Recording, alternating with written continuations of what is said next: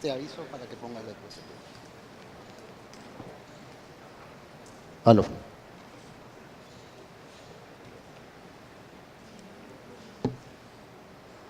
Muy buenos días a todos. Pues en primera instancia quisiéramos agradecer en nombre de Panasonic a la organización ANDI por segundo año consecutivo permitirnos estar acá.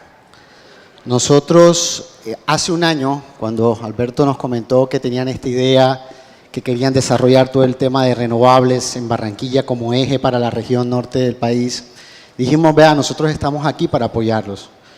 Orgullosamente soy de acá también de la región, tengo la oportunidad de tener una visión muy amplia de lo que puede estar pasando no solo en Colombia, sino en otros países, dentro de un nicho de mercado muy específico, que es el que le vengo a compartirles, que es el de implementación de sistemas de energías renovables en fotovoltaica para generación distribuida. O sea, para la implementación de soluciones en muchos clientes finales que están buscando mitigar o combinar la matriz que hoy pueden tener energética, buscando optimizar recursos, buscando generar mejores beneficios ambientales, buscando aplicar a los beneficios de ley, a muchas inquietudes que hoy en el mercado todavía estamos muy crudos frente a lo que está pasando en otras regiones. Muy rápidamente voy a hacer un resumen de nuestra organización, porque entendimos, como Panasonic próximo a cumplir, este de 2018 cumplimos 100 años, entendimos que nosotros nos tenemos que adaptar a las condiciones de los mercados, incluso en los cuales operamos. Somos una operación latinoamericana que nos ha permitido desarrollar desde la parte norte del continente, desde lo que es Centroamérica, e ir bajando dependiendo los tiempos en que cada país, el marco regulatorio, nos ha permitido, le ha permitido avanzar e incrementar estas nuevas tecnologías en cada una de estas soluciones. Somos una empresa muy desarrolladora de innovación y eso nos ha permitido por más de 40 años innovar, avanzar, construir un mejor futuro.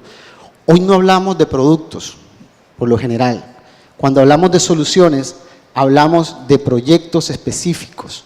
Nosotros entendimos que no podíamos continuar en el tema del mercado de la caja por el mismo riesgo y porque nuestros clientes estaban buscando y necesitando algo más.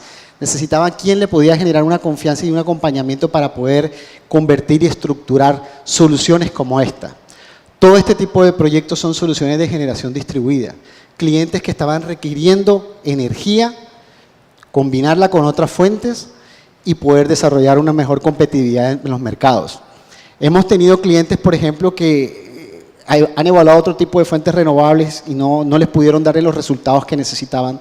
Tenemos un caso que incluso el año pasado cuando hablamos, les dije, Walmart le había dicho a su cadena de proveedores, muchos en Centroamérica, en X tiempo deben tener un compromiso de reducción concreto en emisiones de CO2.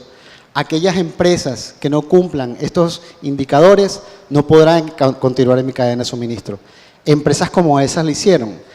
Hoy en día incluso el CATEX es una de las empresas en Honduras con el proyecto más grande sobre techo en Latinoamérica, 7.5 megas en techo, eso es bastante gigantesco. Sin embargo, en Colombia hemos repuntado y orgullosamente en Barranquilla tenemos el proyecto más grande fotovoltaico sobre techo instalado hoy y en operación, que es lo que vengo a contarles hoy en día de hace un año que estuve aquí presentando qué queríamos hacer, cómo pensábamos, cómo nos estábamos yendo, pero no había un panel instalado. Hoy solamente, y con ese momento la meta era construir 2.4 megas. Hoy, un año después, no solamente cumplimos la meta de tener 2.4 megas instalados y en operación, sino que los mismos resultados del proyecto que ahora les voy a mostrar dieron pie a que se construyera unas nuevas fases. En diciembre vamos a completar 4.8 megas encendidos. Es bastante importante lo que se está haciendo en Barranquilla, lo que se están haciendo en empresas que están liderando este segmento. ¿Qué es importante para los clientes? La confianza y la aplicación de los temas de beneficios. Lo importante es clientes que hayan decidido hacer desarrollos de sostenibilidad dentro de diferentes aspectos, como el marketing. Clientes como el Costo en el 2012 se lanzaron a hacer esto bajo un contexto de marketing, paybacks superiores a 10 años. Después los resultados de ese mismo proyecto dieron pie a que se avanzara en otras ciudades con otras condiciones de radiación diferentes. Bogotá, payback 7, 8 años. Y hoy ya estamos en los procesos de comenzar la construcción Finalmente, después de un largo proceso de trámites de aplicación a la 1715 que ya se han conseguido, iniciamos construcción en enero, esperando encender en marzo una tienda por 412 kilos de potencia pico acá en la tienda de aquí al lado, de Buenavista. Eso va a ser muy importante lo que se está haciendo, con la obtención y aplicación de los beneficios que ahora les voy a contar. Otros procesos que han aplicado en la construcción, de que arrancan, dan un paso, se han decidido, por ejemplo, en Bogotá, proyectos que hace 2015 se habían decidido hacer una implementación. Ahora, gracias a los beneficios de la nueva ley, han decidido ampliar este tipo de soluciones y de 194.5 kilos de potencia pico se ha incrementado a 342 adicionales, aplicando los beneficios de la ley. Un proyecto solar, las mismas condiciones, instalado en Barranquilla, instalado en Bogotá puede tener 2 años más de duración el retorno de inversión. Por eso los proyectos en Barranquilla y en la región norte hacen mucho más sentido. Las condiciones están dadas para poder avanzar. El marco regulatorio está, lo que hay que saberlo es aplicar y desarrollar. No ha sido fácil el proceso. Otro marco importante que ya vemos en Barranquilla y en la región es el tema de certificaciones LEED de construcciones sostenibles. Aquí vimos que la Torre Nueva BC, creo que está acá cerca, también ya aplicó el tema de LEED. El LEED tiene diferentes niveles. La única en Colombia todavía con componente solar fotovoltaico es la de Home Center en Chía, Cajicá. Unas condiciones de nubosidad, unas condiciones totalmente diferentes a lo que estamos haciendo. Sin embargo, ahí está y es el único LEED certificado Platinum de Colombia. ¿Qué hicimos con lo que realmente vinimos aquí a hablar? Porque lo que queremos es mostrar realidades, de que las cosas realmente sí se pueden hacer. Nada es fácil. Se requiere de mucho esfuerzo y les voy a mostrar los tiempos. En el 2016 nos sentamos con todo el staff directivo de la organización Tecnoglass, que muy claramente tiene un liderazgo destacado frente incluso a muchos sectores industriales. Cuando nos sentábamos con ellos, nosotros les decíamos, mi gran preocupación con respecto a todo es que nosotros y el gran marco de proyectos fotovoltaicos se instalaba en el interior del país, donde las condiciones no eran las más idóneas. Sí se dan y son factibles, pero en Barranquilla no había proyectos de este tipo. Nos copiaron la idea, comenzamos a construir, nos demoramos mucho porque nos tocó esperar a que el proceso de reglamentación de la ley 1715 se demoró en exceso y realmente se dinamizó al final. Fue cuando ya estábamos todos con el agua al cuello después del último niño, que fue lo que hizo que dinamizaran, pero realmente se demoró mucho. La ley fue sancionada en el 2014 y hasta el 2016, julio del último año, salió como la última reglamentación que permitía ir avanzando en estos temas. Perdimos mucho tiempo. Sin embargo, hicimos un acuerdo marco para desarrollar hasta dónde podemos llegar, qué podemos hacer, y establecimos un acuerdo marco en este complejo industrial con más de 200.000 metros de cubierta. Tecnoglass hace 10, 12 años dijo, tenemos unos riesgos importantes a nivel de energía, de dependencia de energía de la red, saltemos a gas. Y hace como 10, 12 años saltaron a cogeneración a gas. El 80% de su generación era gas.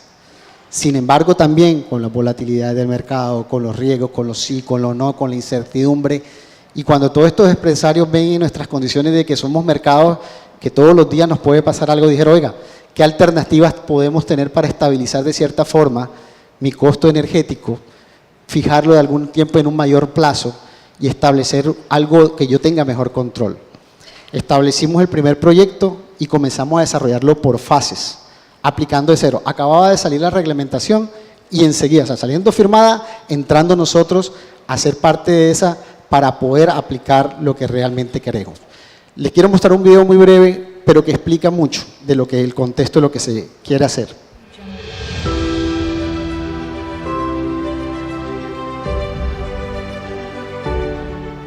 Barranquilla es la ciudad que le abrió las puertas del desarrollo al país.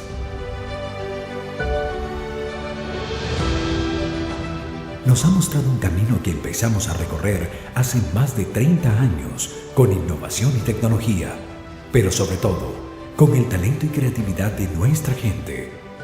Hoy, con el poder de la calidad, el grupo Tecnoglass hace presencia con sus productos en los mercados más exigentes, posicionando a Barranquilla como una ciudad con ventanas al mundo. Siempre nos hemos caracterizado por ser innovadores, por ser pioneros en productos, en maquinaria, en nuevas tecnologías, y en la energía no hemos sido la excepción. Desde el 2006 comenzamos a generar energía con gas, cuando era raro verlo, cuando el país tenía unos excedentes energéticos confiables. Hoy generamos casi el 80% de la energía con gas. Hace un año le apostamos a la generación con paneles de energía solar. Invertimos en una primera etapa, ya comenzamos una segunda etapa y la meta es seguirle apostando a esta tecnología. Esperamos llegar hasta 12 o 15 megavatios.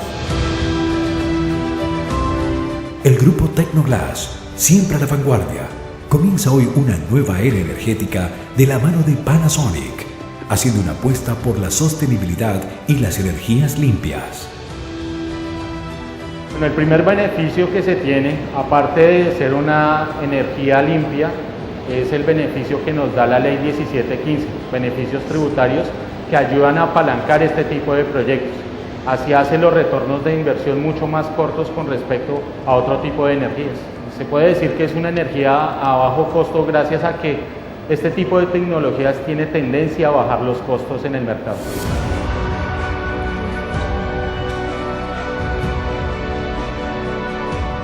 Ya está en funcionamiento la primera fase de la planta de energía solar sobre cubierta más grande de Colombia, con 7.820 paneles solares instalados en 16.000 metros cuadrados sobre el techo de la planta de producción de vidrio de baja emisividad Softcoat del grupo Tecnoglass. Con una inversión de $2.8 millones y una potencia instalada de 2,47 megavatios, se dejan de emitir al ambiente aproximadamente 17.000 toneladas de CO2 en 25 años y se genera un ahorro aproximado de energía de $18 millones en 25 años. Convencidos de la importancia de generar alternativas de energías limpias, ya se inició la segunda fase del proyecto, con 2.3 megavatios adicionales instalados en la cubierta de la planta de Allusions y de CI, Energía Solar y S-Windows. La idea es ir migrando poco a poco las fuentes de energía no convencionales, como es la generación a gas, por fuentes de energía no convencionales. De hecho, hoy en día con este proyecto hemos disminuido alrededor de un 5% la generación a gas. Y la idea es que en los próximos años, con una potencia instalada mayor, que la vamos a ir consiguiendo fase a fase, ese porcentaje de gas vaya disminuyendo paulatinamente y que también determinamos que podemos llegar a ahorrar 17.000 toneladas de CO2 en estos 25 años, haciendo de Tecnoglass una empresa que le está apuntando al tema de eficiencia energética y disminuyendo los costos de generación de energía o de operación de energía que impactan muy fuerte la operación del negocio. La radiación del sol es absorbida por el sistema fotovoltaico instalado por Panasonic, compañía líder en el mercado con experiencia de más de 30 años a nivel mundial. Destaca en la región por contar con la mayor cantidad de megavatios fotovoltaicos instalados e interconectados a la red bajo la modalidad de autoconsumo. Panasonic llevó a cabo todo el proceso de instalación del sistema bajo la modalidad llave en mano, realizando todo lo requerido para su adecuado funcionamiento, que va desde el suministro de los equipos y productos, la inspección, el diseño del proyecto completo, la instalación, la gestión de los permisos requeridos y la disponibilidad del personal idóneo para que el proyecto fuera una realidad. Panasonic también ofrece una garantía de rendimiento de los paneles de 25 años. Ahí voy a avanzar rápido para cerrar este tema y para contarles. Eso fue la primera fase, esta es ya la segunda fase. Aquí hay 1.2 megas adicionales a 2.4 que vimos allá. Es muy importante hablar de realidades y de hechos. No nos podemos quedar o continuar en buenas intenciones. Hoy todavía vemos no sé cuántos gigas ya están en la UME, pero si se dan cuenta los proyectos se radican en fase 1, fase 2, fase 3. En fase 3 hay muy pocos. Estos son fase 3, los que realmente van a inversión.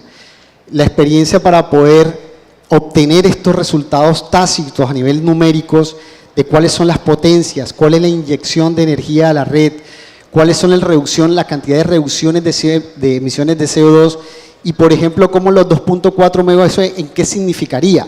A nivel de, por ejemplo, unas casas promedios que podrían estar supliendo la energía de un año de 1.413 hogares, la primera fase. La segunda fase podría ser 1.354 hogares, televisores, como para asociar un poquito de cuál es el impacto de esto. Serían, por ejemplo, 386.000 televisores encendidos 7 horas diarias con 2.4, con la otra fase 370.000. En fin, temas muy importantes donde realmente este tipo de proyecto aplicó a la ley. Los proyectos fotovoltaicos en Colombia sí o sí se están generando gracias a la ley. Se ha hecho un esfuerzo importante en la ley 1715. Falta mucho por organizar, falta mucho por estructurar. Un proceso de trámites es bastante engorroso y toma mucho tiempo. Desde ir a las entidades ambientales locales a explicarles lo que realmente se necesita y se debe hacer, porque muchas no tenían ni idea de qué era lo que tenían que hacer, porque hoy tiene que ir uno a la entidad ambiental y decirle, certifícame que no necesito nada de ti, como primera medida. Le tocó a ANLA hacer un procedimiento un poco más allá. Procesos muy largos, si se dan cuenta, desde el momento de los trámites ambientales hasta el momento de instalación. Eso hay que dinamizarlo.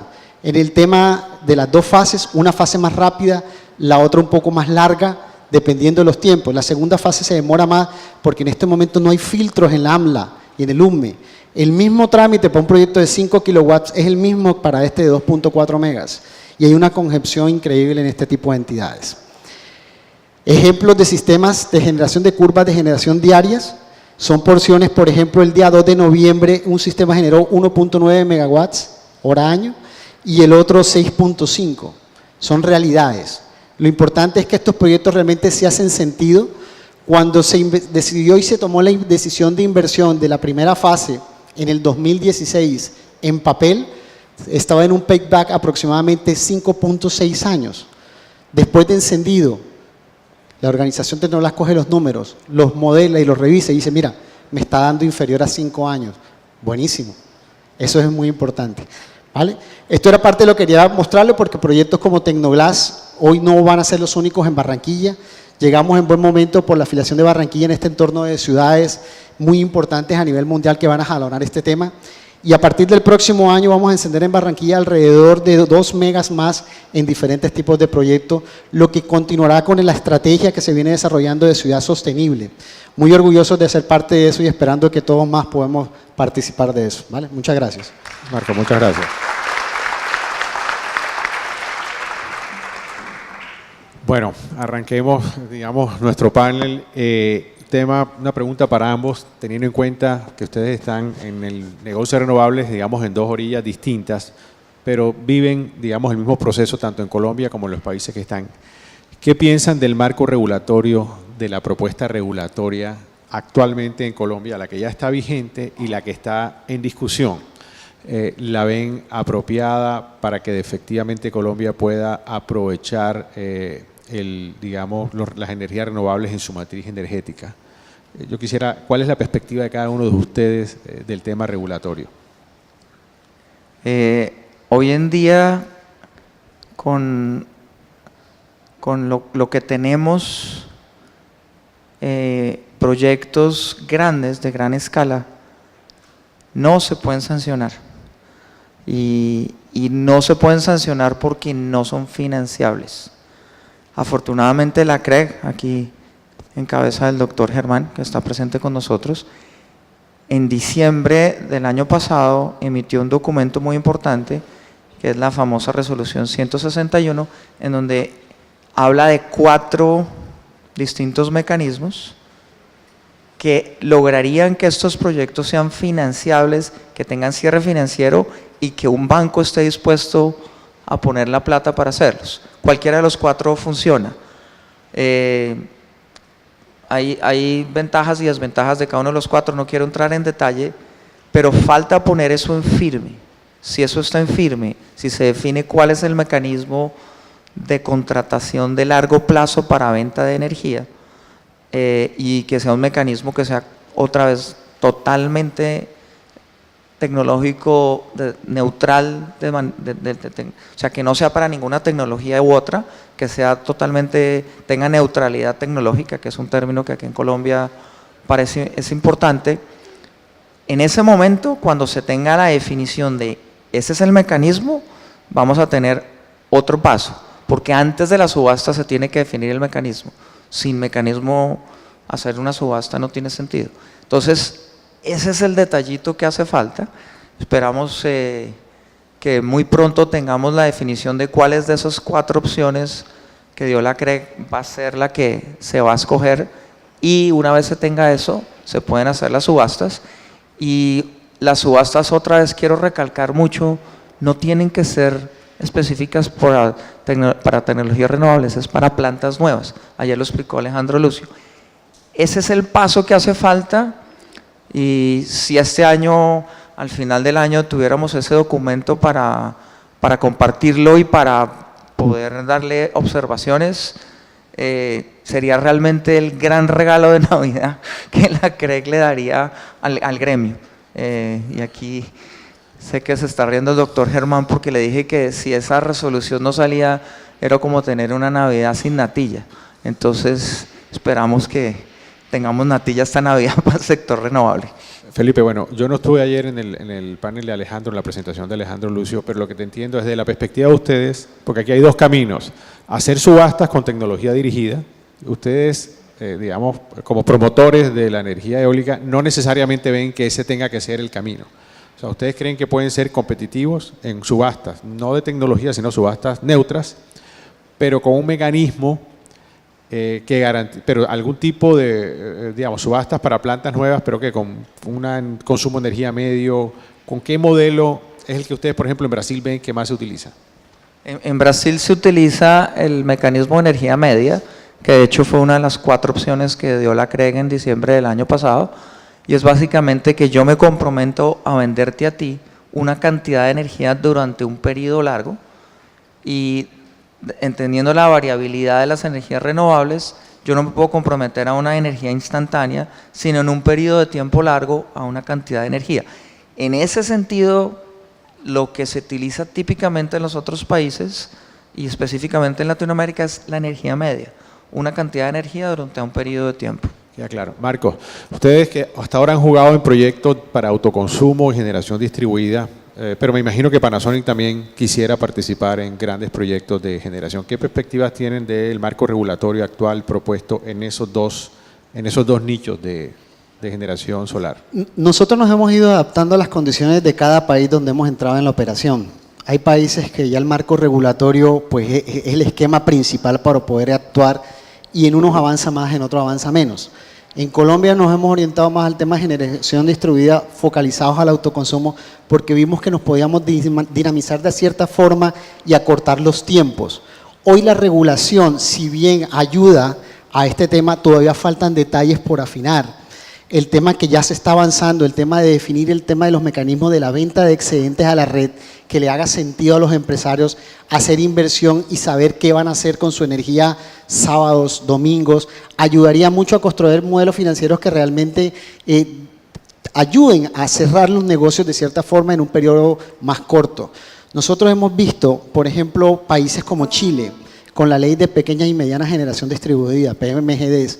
Hoy allá, cuando aquí hablamos de desarrollar un proyecto de 1 mega, 2 megas sobre techo, es muy poco, por las mismas condiciones que es difícil un cliente cuando está tratando de hablar de ese tema, y por otro lado cuando le están hablando de que tiene dificultad con los cargos de respaldo y se crean como unas confusiones en el manejo de la información, la regulación tiene que entrar a dinamizar eso.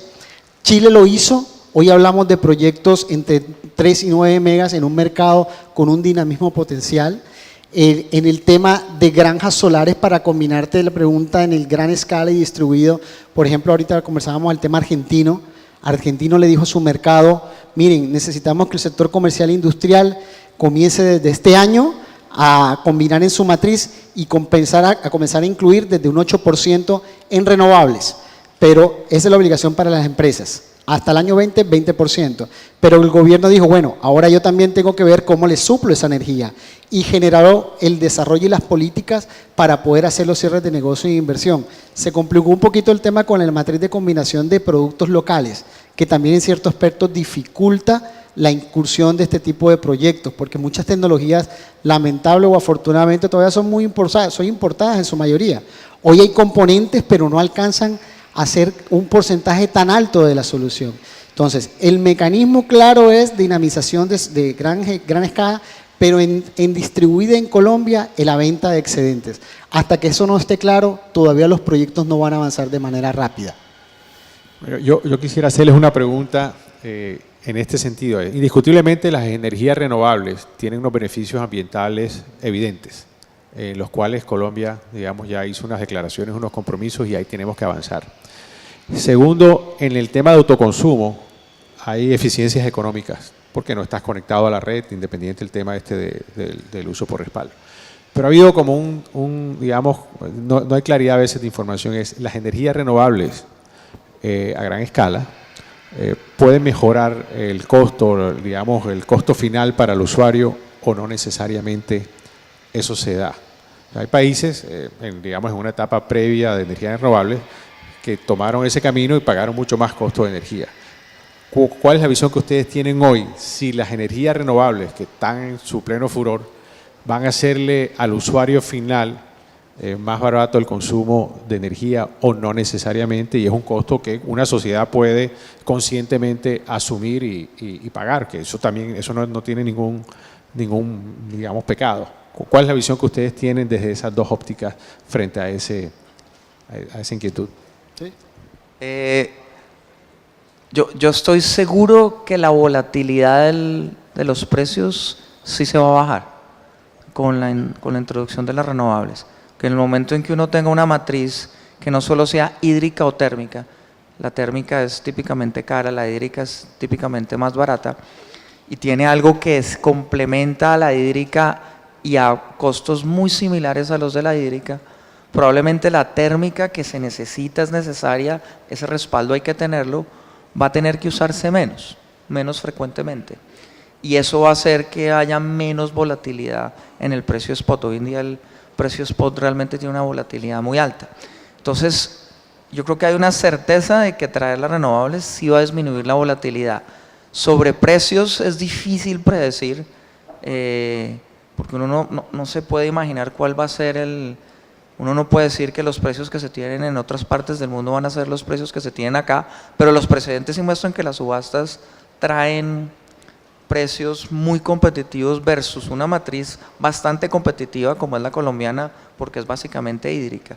Entonces, yo creo que la respuesta es probablemente sí va a haber alguna mejora en la competitividad de los precios y con absoluta seguridad va a haber menos volatilidad. Y esa volatilidad es importante porque el industrial colombiano está muy acostumbrado a comprar energía en el mercado spot y esa reducción de la volatilidad del mercado spot va a traerle un beneficio directo.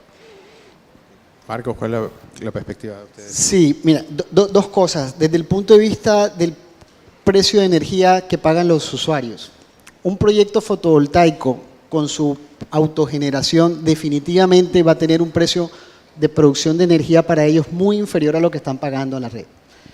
Ejemplo, nosotros hemos visto aquí ejercicios de 300 pesos que pagan hoy en día la red y la evaluación financiera del costo de producir su energía puede estar en 150 pesos, 155 pesos y un poco menos. Entonces, solar sí contribuye a eso.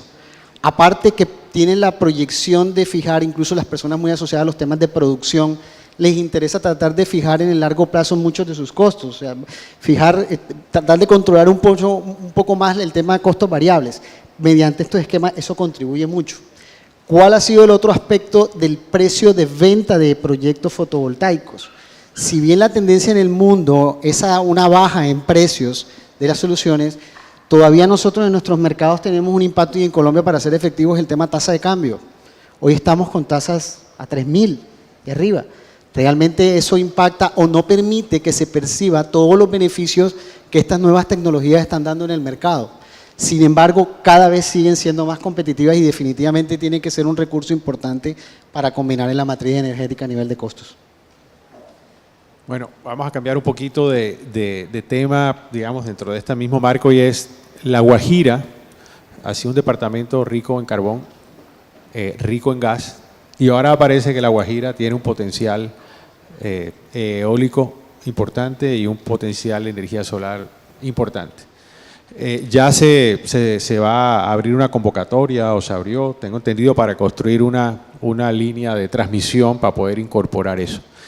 ¿Ustedes creen que hay, hoy en día no es ningún misterio que interactuar con las comunidades, con los territorios, es un reto muy grande, y reto para todos, reto no solo para las autoridades, para los empresarios, pero si uno no es consciente de ese reto, ese tipo de proyectos pueden o demorarse o nunca realizarse.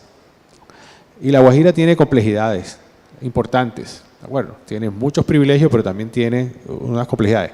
¿Ustedes creen que los agentes están siendo conscientes articuladamente, Estado, empresarios, etcétera, de preparar a la región para que ese tipo de proyectos sean bien recibidos, se puedan licenciar fácilmente? ¿O ustedes creen que eso todavía está muy acéfalo? Hay que destacar la línea de transmisión que va a ser la UCME, que está en el proceso de licitación. Esperemos que se asigne en enero. Eso es para 1.5 gigavatios, depende cómo uno lo cuente, pero eso es básicamente. Y detrás de eso, la UCME lo hizo porque hay 1.5 gigavatios de proyectos que la UCME está viendo que realísticamente se pueden conectar. Aquí en Colombia hay varios desarrolladores que hace 5 años están midiendo viento en La Guajira y están interactuando con las comunidades en La Guajira. Y ve uno que hay bastante seriedad en el manejo con esas comunidades, porque un proyecto típico de viento puede tener impacto en 3, 4, hasta 5 comunidades. Y solo el hecho de que puedan tener las torres de medición y que las torres de medición estén funcionando y transmitiendo datos, ya implica un manejo bastante serio y bastante bueno de esas comunidades. Nosotros le tenemos fe a que eso se está haciendo bien. No es fácil, es complejo, pero yo creo que los desarrolladores que lo están haciendo, algunos de hecho ya tienen licencia ambiental, y tener licencia ambiental implica que tienen la consulta previa ya hecha. Hay ahí, si mi memoria no me falla, 150 megavatios ya licenciados de esos 1.5.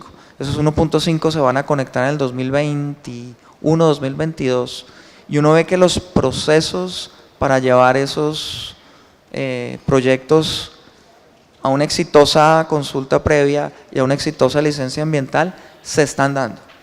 O sea que para resumir, no es fácil, pero si se hace bien, como las empresas que lo están haciendo hoy en día, que pusieron garantías para la construcción de la línea, yo pienso que esos proyectos sí van a llevar al feliz término, desde ese punto de vista de las comunidades. Marco, ¿qué percepción tienes tú de eso? Sí, de acuerdo, se está haciendo un trabajo. No es fácil trabajar con las comunidades y lamentablemente en estas zonas las comunidades demandan a veces demasiadas cosas o cosas desproporcionadas, que ha hecho un mayor esfuerzo de parte del gobierno, de los desarrolladores de proyectos para ponerlos de acuerdo, no solo en esta etapa, sino que hay que definir muy bien el durante y el post, porque también nosotros hemos visto en otros países que también pasa con las comunidades, que ya después vienen las reclamaciones, lo que yo creía, no estuve de acuerdo, yo no participé, entonces comienzan a cambiar como las condiciones ya después. Es muy importante hacer ese trabajo, creo que se ha avanzado, sin embargo hay que fortalecerlo y desarrollar un proyecto continuo a largo plazo. En La Guajira hemos visto, por ejemplo, cómo pequeños proyectos solares a pequeña escala se los montan, se los donan para hacer ciertas finalidades, por ejemplo aguas, y la gente al final coge y desmonta los proyectos solares y se los llevan para cargar celulares y vuelven y cogen su mecanismo tradicional de hélice para sacar agua. Entonces ahí falta también tema. Entonces no es solamente el tema a gran escala, obviamente es muy importante por lo que se va a hacer, pero también es un tema que debe ser mucho más masivo a nivel de comunidades. Eso permitiría y garantizará que eso realmente pueda tener un desarrollo futuro a largo plazo. La Guajira es la mayor zona de radiación y de vientos en el país. La construcción de la línea es la que va a permitir jalar toda esa energía. Cuando esas cosas estén dadas, este mercado cambiará 100%. Sí, yo hago una pequeña reflexión y es, en Colombia tenemos el reto de que la Constitución nos obliga a preservar los derechos de las minorías, pero nadie habla de las obligaciones de las minorías, las obligaciones de respetar el Estado de Derecho, la autoridad, los procedimientos y los trámites. Yo creo que hay que comenzar a equilibrar esos dos aspectos, porque simplemente todo está recargado hacia un solo lado y eso no es equitativo, porque sean comunidades que simplemente piensan, bueno, ¿a qué tengo derecho? Pero no, ¿cuál es mi obligación frente a la sociedad? Por supuesto, haciéndome respetar mis derechos, y creo que todos debemos tener presente esto para que este tipo de proyectos puedan salir adelante. Bueno, yo creo que hemos discutido bastante nosotros. No sé si alguien del público tiene alguna pregunta, alguna inquietud que quisiera hacerle a los panelistas.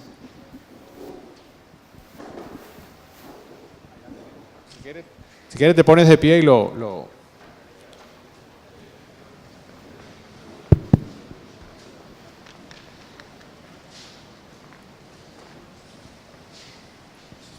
Doctor Diago. Gracias, Rodolfo. Para el señor Felipe. ¿Felipe es? Sí, señor. Hace 8 años tuve una experiencia con General Electric cuando estuve en un grupo que quiso participar en la convocatoria de San Andrés, del archipiélago. Ellos pedían una generación eólica de 7.5 megavatios. Con un componente del grupo, integrante del grupo americano, trabajamos mucho General Electric. Pero a la hora ya final de presentar la documentación, nos llegó la información de que por estar San Andrés en zona de huracanes, la General Electric prefería abstenerse. Cosa con la cual estuvimos de acuerdo y solicitamos al Ministerio de Minas y Energía que era inconveniente la instalación de generación eólica en una isla tan pequeña y expuesta en la zona de huracanes. El Ministerio en su momento no le pareció, adjudicaron los 7.5 megavatios y resulta que la propia comunidad raizal se opuso a esa instalación y esa generación, al que se la ganó, pues no la han podido montar. Mi pregunta es, ¿existe de parte de General Electric un desarrollo nuevo que permita el aprovechamiento en las islas del Caribe de la energía eólica ante la presencia de huracanes, me refiero? Sí. Una aclaración y gracias por la pregunta. La Guajira no es una zona de huracanes. Estadísticamente está demostrado hasta que aparezca el primero, pero estadísticamente no es una zona de huracanes. Sí es una... Sí, yo sé que te estás hablando de San Andrés. Entonces, digamos, no era un problema allá con los huracanes. La Guajira, irónicamente, sí es de alta sismicidad. Por la presencia de la Sierra Nevada, se van a necesitar fundaciones de torres más grandes. Sobre el Caribe, uno puede llegar, de hecho, las turbinas que hay instaladas no son General Electric, pero que están instaladas en Cuba, pasó el huracán y no las tumbó. Las turbinas hoy en día están diseñadas para que cuando viene un huracán, la turbina se para y se pone de frente al viento el ala, para que el viento no la empuje, pero sí es verdad que se necesitan turbinas más pequeñas. En el caso de zonas huracanadas, sí se necesitan turbinas más pequeñas que puedan resistir esas cargas, y ya son turbinas de 2.5 o de 2 megavatios. Pero realmente uno tiene que hacer el análisis con la tecnología de hoy para mirar si definitivamente eso sería un tema o no. En el Caribe, en República Dominicana, en Cuba y en Puerto Rico, hay, inclusive en Curazao, en Bonaire y en Aruba, que son zonas de huracanes, hay turbinas. Yo pienso que si se vuelve a mirar el mismo análisis hoy, probablemente en San Andrés la respuesta es que sí se pueden poner, pero serían turbinas pequeñas, que aguanten las fuerzas de los huracanes. Okay. Muchas gracias. Marcos. Gracias. Para preguntarle a Marco Tocayo. Sí, en el proyecto de Tecnoglass, si entiendo, está conectado a la red, ¿no? Es grid-on el proyecto. Y sí, con los inconvenientes de continuidad del servicio de la red, han tenido interrupciones en los inversores, en la conexión, y se han pensado en soluciones de microred con batería incluso para tener el proyecto sincronizado a la red. Gracias. Básicamente los sistemas fotovoltaicos funcionan interconectados a la red y se requiere energía en firme, ¿cierto? Tecnoglass tiene un sistema que es 20% red, 80% cogeneración. Por el momento ellos tienen unos equipos de respaldo que se diseñaron para la operación que ellos tenían. Nosotros nos pegamos y hacemos una combinación del sistema. Son equipos híbridos, incluso a nivel de inversores, que los que estamos utilizando. En Latinoamérica solamente hay 3 tipos de proyectos que tienen esta combinación de tecnologías híbridas. Una planta gasífera en Bolivia, que tiene esta combinación, una planta en México de energía y la de Tecnoglass. Realmente no hemos tenido un impacto con el tema de blackouts y no se ha pensado que el sistema fotovoltaico incluye un sistema de baterías porque todavía este contexto es demasiado costoso en Colombia. Un proyecto con baterías puede tener un incremento aproximadamente del 60% adicional solamente por el colocar batería. No es solamente el componente per se del storage, sino también toda la inclusión adicional del sistema de paneles para no solamente inyectar a la red, sino tener la capacidad de captar y almacenar. Entonces ha sido muy difícil, pero por el momento no. Tenemos chance para una última pregunta, por favor. Allá atrás. Bueno, no sé, falta un minuto. Pónganse de acuerdo. Bueno, adelante. ¿Puedo hablar? Señor. Sí, señor, adelante. Ok, gracias. Nosotros en el Club Rotario Barranquilla Centro tenemos un proyectico de paneles solares en una escuela que fundamos hace muchos años, la Fundación Humboldt, ¿sí? Y el proveedor o el patrocinador de esos paneles es Tecnoglass. Casualmente Tecnoglass nos donó 2 paneles de 200 vatios, ¿sí? 315. Nos ayudó en el diseño, en la ubicación del sitio, etcétera, la Universidad del Norte. Aquí hay un profesor de ingeniería eléctrica. La idea es esta: popularizar, falta popularizar, llevar a los barrios, llevar al pueblo. Yo soy parte del pueblo. El uso de los paneles solares, como está en Alemania, como está en Francia, como está en otros países, ¿sí? Que las grandes compañías como General Electric o Panasonic no piensen únicamente en los grandes negocios. Esto hay que hacerle también un espíritu social de diversificación de energía renovable a nivel popular. Esa era mi sugerencia y lo estamos haciendo en el Club Rotario. Muchas gracias. Válido. Bueno, se nos acabó el tiempo. Muchas gracias a todos y especialmente a estos 2 panelistas que estuvimos hoy aquí de lujo. Muchas gracias.